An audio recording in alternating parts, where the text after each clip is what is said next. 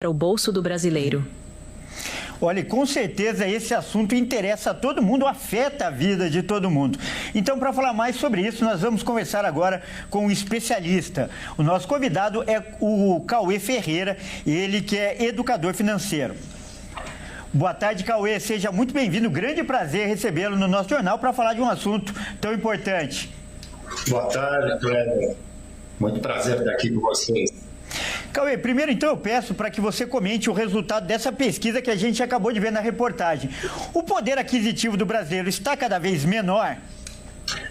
Verdade, Kleber. O poder vem diminuindo. A gente tem uma inflação oficial na casa de 5%. Naturalmente, a inflação familiar depende do seu consumo familiar, mas quando você vai no supermercado, esse 5% não é uma realidade. Ele é muito maior do que isso. Olha, Cauê, você lembrou bem, né, esse consumo familiar. E o que mais pesa é o preço dos alimentos. Por que comer está tão caro no Brasil, Cauê?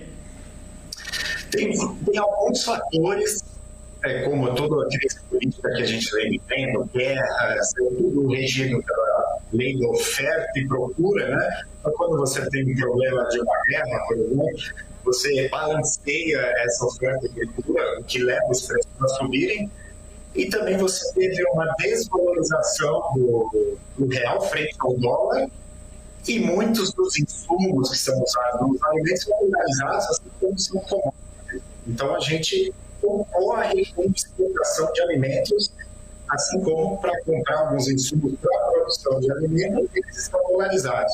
Você tem todos esses efeitos, o que acaba elevando o preço dos alimentos.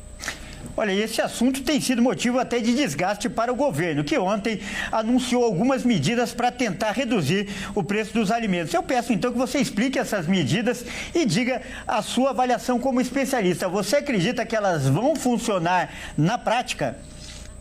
Olha, as medidas basicamente são algumas reduções de impostos para alguns insumos essenciais, né? Também tentar equilibrar essa oferta e demanda, volta a equilibrar essa produção e demanda em estoques.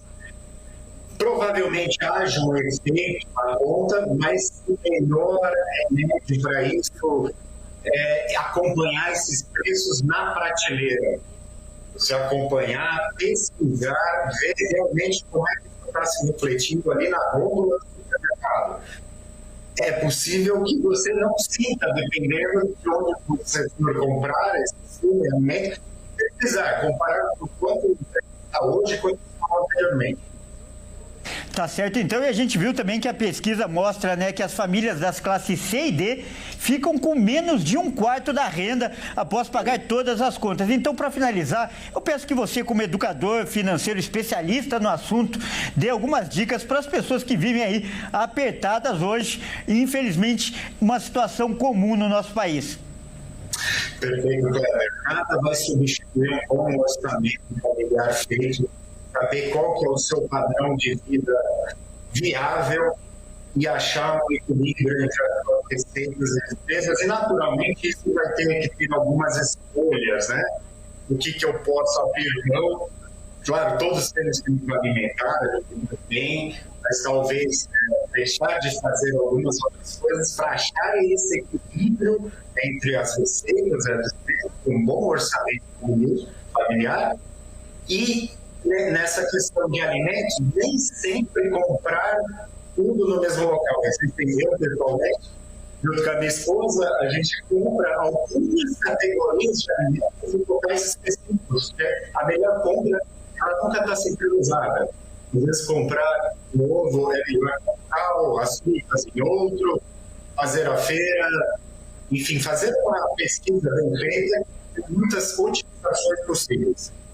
Tá certo, então, muito obrigado aí, dicas importantes para as pessoas que nos assistem.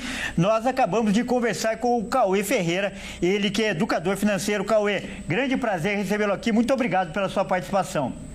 Muito obrigado, boa tarde a todos. Grande abraço.